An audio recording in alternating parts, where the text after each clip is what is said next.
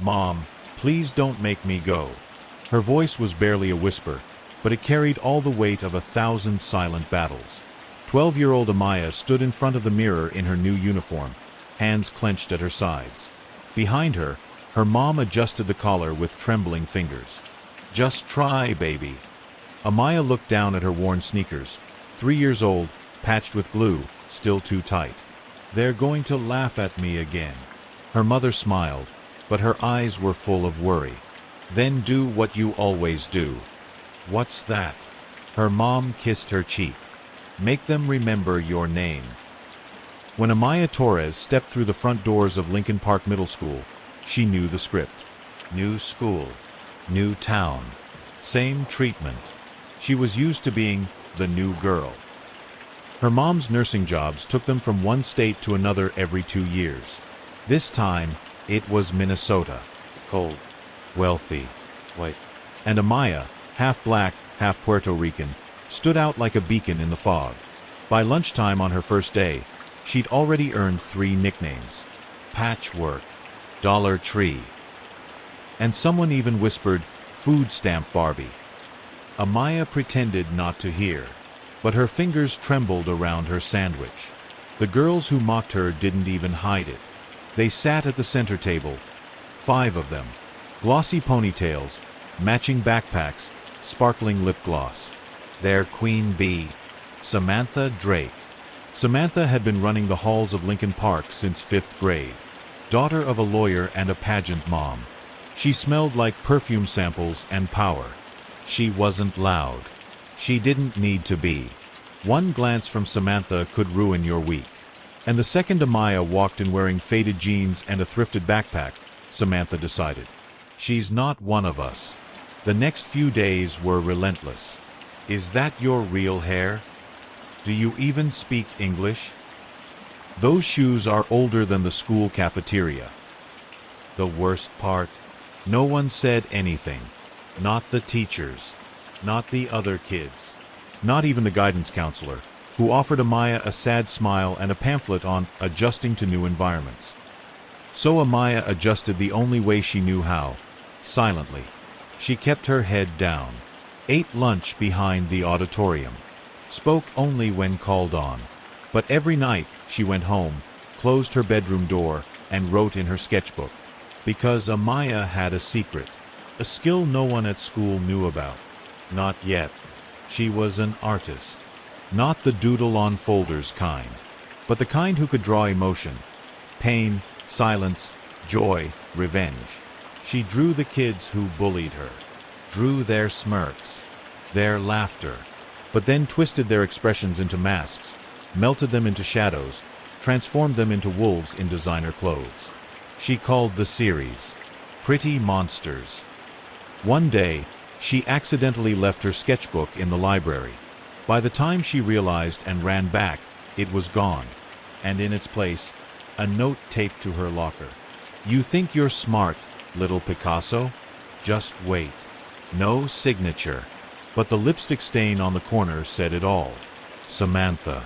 That afternoon, Amaya sat in the bathroom stall for lunch, trying not to cry, trying not to give them the satisfaction. But then the stall door next to her creaked. A pair of red Converse sneakers stepped into view. Then a voice. "Your drawings? They're insane. Like, actually good." Amaya froze. "I'm Gia. I sit 3 rows behind you in science." The girl slid a folded piece of paper under the stall door. On it was a charcoal sketch of a lion in a cage, Amaya's signature style. "That's yours," the girl said. "I saved it before Samantha tore the page." Amaya blinked. A stranger, defending her, seeing her. For the first time in weeks, she didn't feel invisible. The next morning, something even stranger happened. A flyer appeared on the school bulletin board. Lincoln Park Talent Showcase. Submissions now open. Music, dance, art, spoken word. Winner gets $1,000 scholarship plus feature in city newspaper. Amaya stared at it, heart pounding. $1,000. Enough to buy her mom a proper winter coat. Enough to move past being the new girl. Enough to make them see her. She didn't hesitate. She submitted 3 pieces from Pretty Monsters. No name, just AT and a note, inspired by real events. 3 days later, the shortlist went public. Amaya scanned the names and stopped at the 3rd entry. AT, Pretty Monsters, finalist. But beneath it, written in pen, someone had scrawled, "No monsters here, just garbage." And worse, her submission had been ripped halfway off the board. That afternoon, the principal called her in. "Miss Torres," he said, "there's been some concern about the tone of your artwork. Parents are calling it inflammatory." Amaya clenched her fists. "But it's the truth. I understand. But the showcase is about celebrating talent, not attacking classmates." She stared at him. "You think I made it up?" He sighed. "I'm simply suggesting you consider withdrawing." That night, she walked home in the snow. The wind burned her cheeks. Her backpack felt heavier than usual. Gia walked beside her. "You're still gonna enter, right?" Amaya didn't answer. Then Gia stopped walking. "Let me show you something." She pulled out her phone. It was a video. Grainy, shot from behind a locker. Samantha and her friends, laughing. Then one of them holding Amaya's sketchbook, mocking the drawings. Samantha saying, "Let's see how sad she is when she's nothing but a meme." Amaya's mouth dropped. Gia looked at her. "You think they're scared because you're weak? They're scared because you're dangerous." Fueled by anger and courage, Amaya makes a decision to finish the piece that will change everything. But just as the talent show draws near, someone breaks into the art room, and what they destroy will set off a chain reaction no one is ready for. That night, Amaya didn't sleep. She sat at her desk, the same broken leg propped up with a brick, the same flickering desk lamp casting a pale cone of light. She flipped through her sketchbook. Most of the pages were torn. Graffiti tagged over her art in permanent marker. But the last 3 pages were untouched.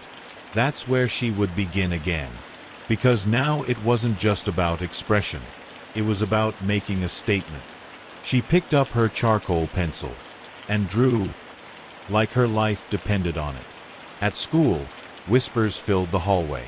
Someone had leaked the video Gia recorded. Not publicly, yet.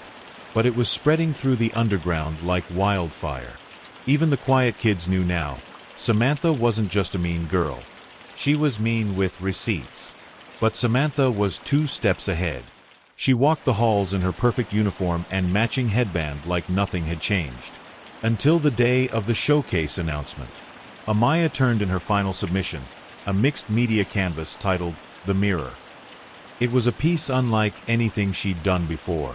On one half, a glamorized version of Samantha's crew.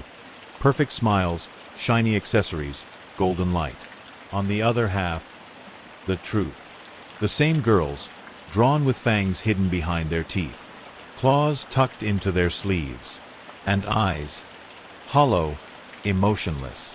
At the bottom, Amaya etched in tiny script. "They can't hurt you if you see them for what they are." She submitted it under the initials AT again, and walked away. But someone was watching. That night, after rehearsal, the janitor found the art room door ajar. He stepped in and froze. The finalist table, the showcase entries, were gone. All of them. Scattered. Torn. Paint smeared across the floor. Pieces stomped on. And in the middle of it all, Amaya's The Mirror. Ripped in half. The next morning, the school was buzzing. The incident spread before the principal even made it to campus. But the response? A soft, apologetic announcement during homeroom. To the finalists whose pieces were damaged, "We're sorry. Unfortunately, due to the incident, all visual entries will be excluded from this Friday's showcase. We appreciate your understanding." Just like that. Erased. Amaya sat frozen in her seat.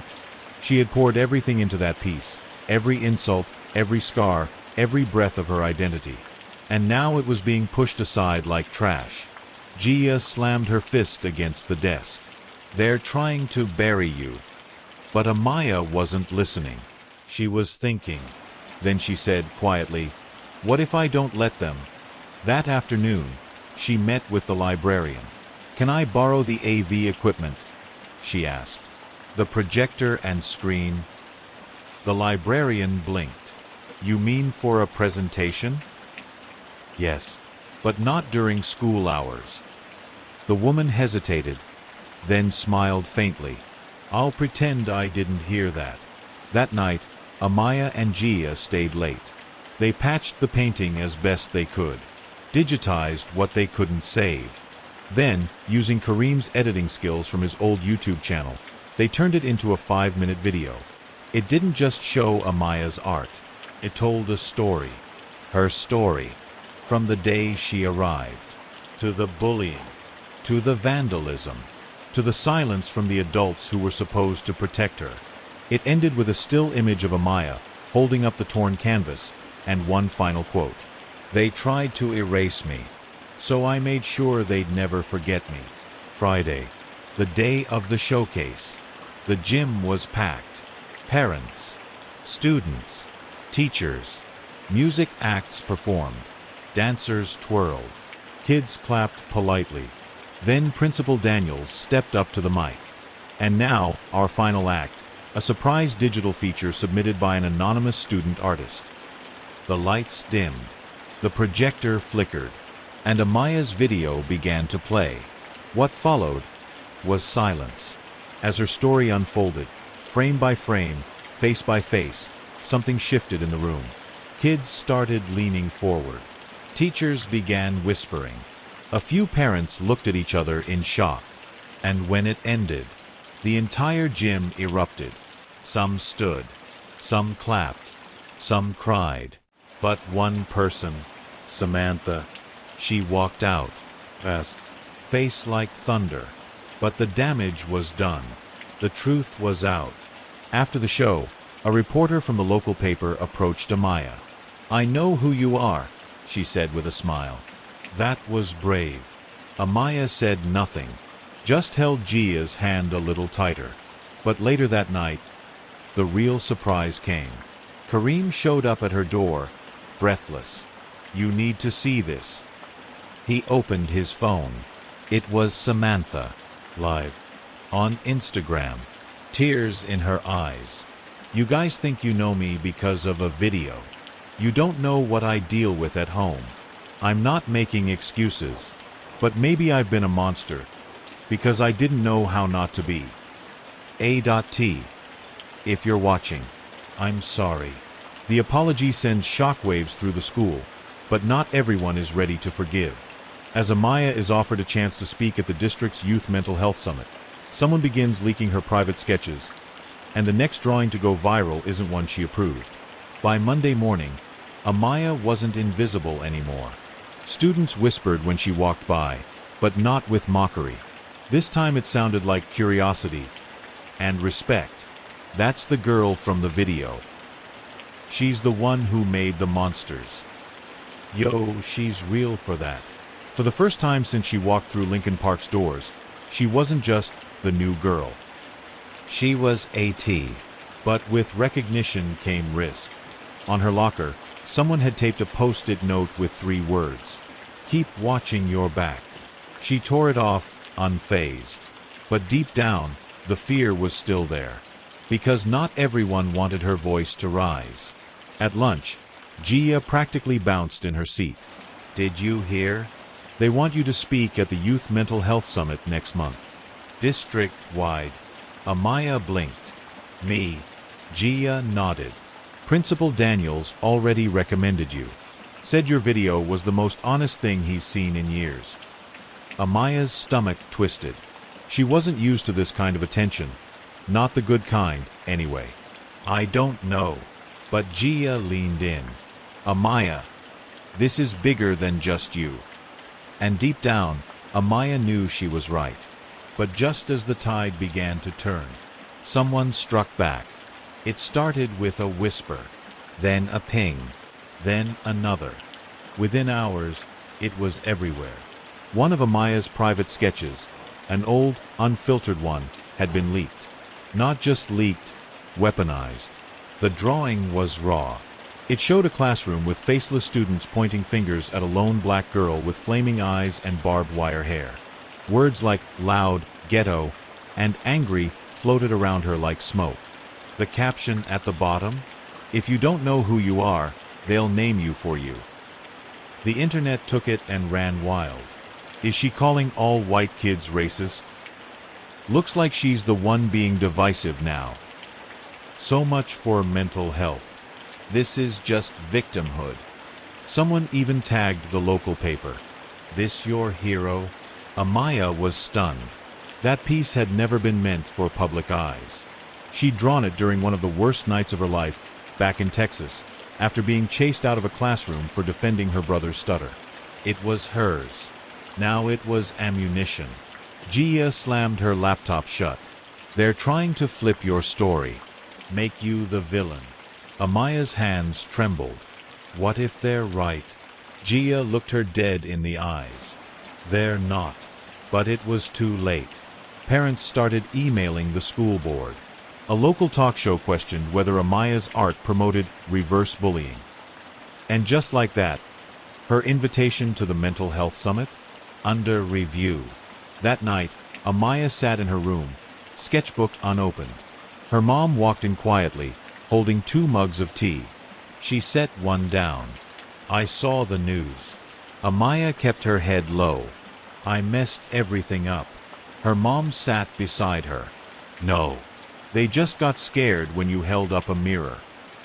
Amaya finally met her mother's eyes. What if I stop holding it? Her mom squeezed her hand. Then they win. The next day, Gia had an idea. Do you still have the rest of that sketchbook? The stuff they didn't see. Amaya hesitated, then nodded. Gia grinned. Then we're not done. They started a secret project. Late nights in the library. Lunch breaks spent editing. Quiet meetings with the art teacher. Together, they crafted an anonymous digital exhibit. Unspoken. A series of Amaya's rawest pieces, paired with voiceovers from real students around the district. Each one started with the same phrase. I've never said this out loud, but fear, racism, family pressure, mental illness, grief. Stories like hers. Stories like thousands of other kids. And 1 week later, Unspoken dropped online. No credits, no names, just a truth too big to hide. And within 48 hours, it had over 200,000 views. The school board, they had no choice. The Youth Mental Health Summit reinstated Amaya, not just as a speaker, but as the closing keynote. But as the date approached, a new threat emerged. This time, from someone she never expected. A suspicious email arrives from an anonymous account with a chilling message. We know who you are, and we're coming to the summit. As the district scrambles to tighten security, Amaya discovers that someone close to her might be behind the leak all along. The auditorium lights buzzed overhead as Amaya stepped onto the empty stage for rehearsal. The Youth Mental Health Summit was just days away, and the pressure was real. This was no longer about school cliques or stolen sketchbooks. This was about speaking for every kid who had ever been labeled too loud, too weird, too broken, or worse, completely invisible. Her heart thumped in her chest as she stared into the empty seats. Soon, they'd be full. Principals, parents, reporters. I'm not ready, she thought. But she was. Even if her nerves didn't believe it yet. That night, back at home, the mood shifted. Her mom was late from the hospital. Her little brother was asleep. Amaya sat at the kitchen table, editing the final line of her speech on her laptop when it pinged. New email, unspoken_truths@protonmail.com. Subject, be careful. She frowned, clicked it open.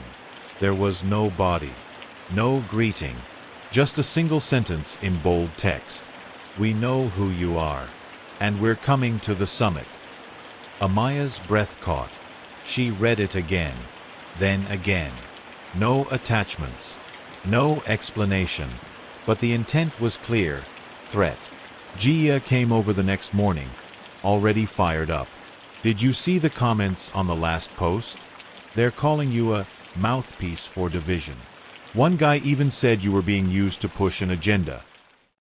Amaya stared blankly, then slid her phone across the table. Gia read the email and froze. Her face drained of color. This is serious. Amaya nodded. We have to tell someone.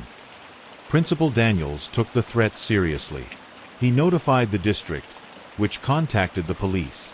They tightened security around the summit, added plainclothes officers, and set up metal detectors. Still, a shadow hung over the event. But what scared Amaya more? The doubt in her own circle. That afternoon, in the library, Amaya caught Kareem slipping a USB drive into the back of her laptop. Her eyes narrowed. What are you doing? He jumped. Nothing. Just checking a file. Chill. She snatched the drive. What file? He stammered. I just wanted to help with the summit presentation. But his voice cracked, and just like that, Amaya knew. He had seen the sketchbook, the original one, the one she thought she had locked away. She cornered him outside after school. You leaked it, didn't you? He looked away. It wasn't like that. Then what was it? Silence. You said I mattered, she whispered. You do, he shouted. But I got tired of you pretending you were the only one who ever hurt. Amaya blinked, stunned. I'm invisible too, he said. But no one makes videos for kids like me. Her chest tightened. You could have talked to me. You wouldn't have listened, he muttered. Then he walked away. That night, Amaya didn't sleep. She lay awake thinking of every kid like Kareem. Every kid like her. All the pain. All the silence. She didn't just want to speak at the summit anymore. She wanted to break the cycle. Day of the summit. Hundreds packed into the Civic Center.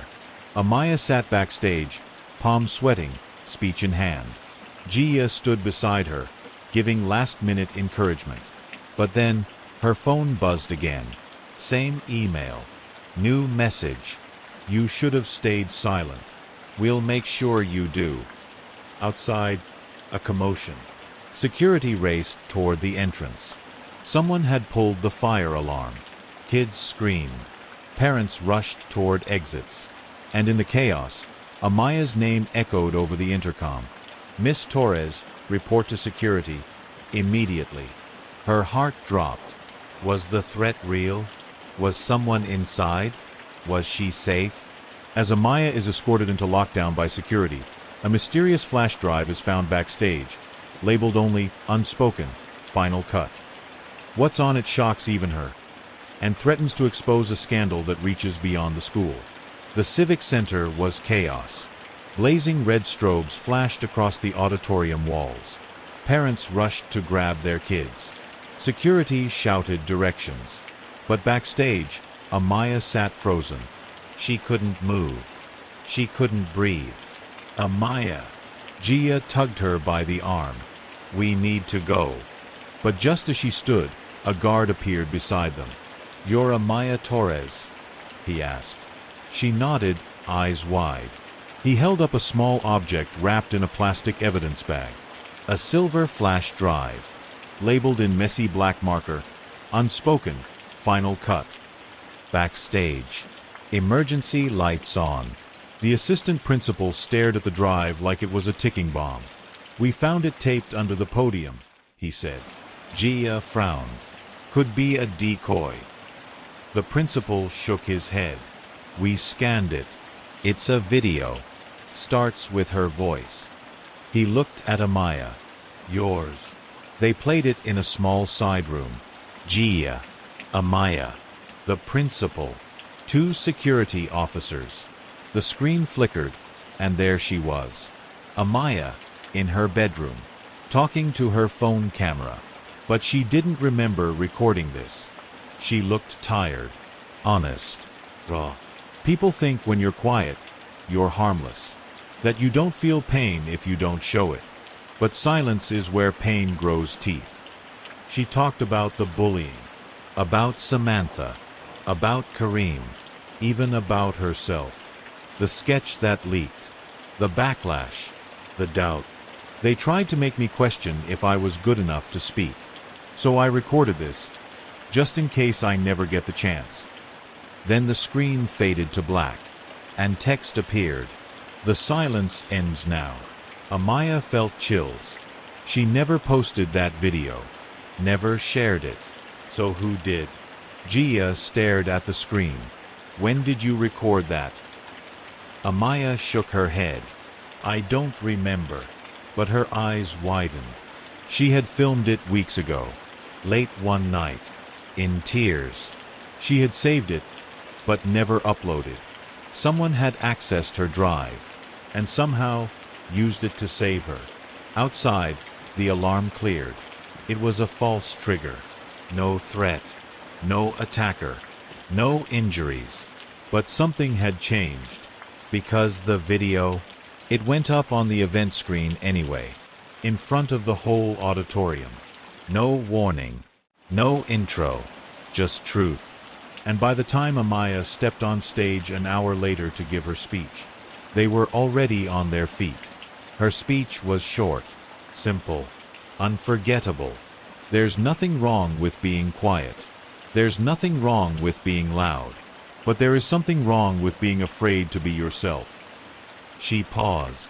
So if you've ever been called a name that wasn't yours, if you've ever been made to feel like your pain didn't matter, if you've ever been invisible in a room full of people, then this speech isn't just mine.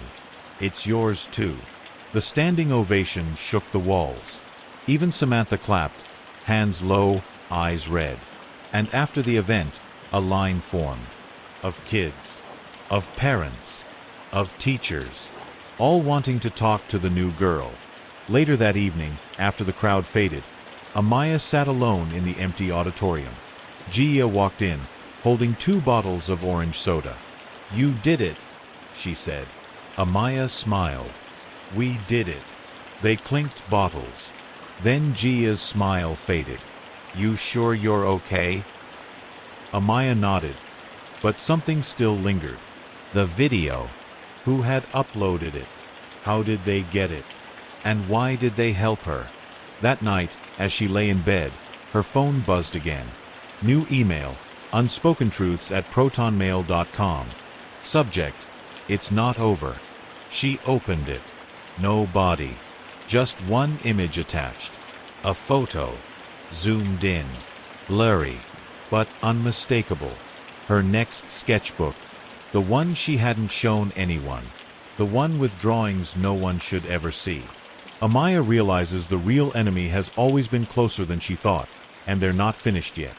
As the school celebrates her triumph, a final betrayal is set to unravel everything she built, unless she exposes the truth first.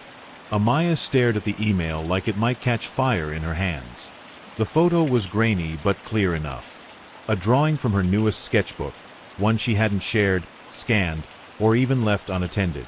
It showed a girl, small, angry, on her knees, tangled in chains of words like too much, too quiet, too dark, too different. It was her most personal piece yet. How did someone get it? Who's still watching me? She rushed to her desk, yanked open the bottom drawer, and froze. Her sketchbook was still there. But something was off. The pages had been flipped through. She hadn't touched it since the summit. Only 2 people had access to her room that day, Gia and Kareem. Monday morning. Lincoln Park buzzed with congratulations. Amaya's face was on the school website. Her quote was on the principal's bulletin board. Teachers who never made eye contact before were suddenly proud. But Amaya wasn't smiling. She needed answers. She found Kareem in the computer lab during lunch. He didn't even look surprised. You got my email? He asked. Amaya's chest tightened. It was you. He gave a half smile. Didn't think you'd figure it out. Her fists clenched. Why? He stood and closed his laptop slowly. Because you left me behind. You got famous, powerful, and you forgot what it feels like to be voiceless. Amaya's voice cracked. I didn't forget. I lived it. Kareem's expression twisted. Then why didn't you let me speak too? She wanted to scream, to cry, to throw something. Instead, she pulled her sketchbook out of her bag and held it up. You could have just asked to be part of it. Instead, you stole. He looked down. Then, without a word, he walked past her and out the door. After school, she found Gia in the library, told her everything. The emails, the video, the leak. Gia sat in stunned silence, then shook her head. He needs help. Amaya nodded slowly. Yeah, he does. But more than that, he needed forgiveness. 2 weeks later, Amaya stood before the entire student body again. This time, not for a speech, not for an award, but to lead something new. Voices unspoken, a student exhibit of truth. Every student was invited to submit something. A drawing, a poem, a video, even a one-word confession on a sticky note. And Kareem? His video was the first entry. He stood at the edge of the crowd while Amaya introduced it. She looked at him, not with anger, but with understanding. Because he was her too. In the end, the crowd didn't just clap. They stood. For all of them. For the ones who were mocked. For the ones who fought back. For the ones still afraid to speak. That night, Amaya and Gia sat on the school steps, watching the sun dip below the horizon. Do you think it's really over? Gia asked. Amaya thought for a long time. No, she said finally. But now we know how to fight. Life lesson. No one becomes powerful by staying silent. But real power isn't just about speaking up for yourself. It's about making room for others to speak too, even the ones who hurt you. Because healing doesn't happen when you win. It happens when everyone stops pretending they're okay.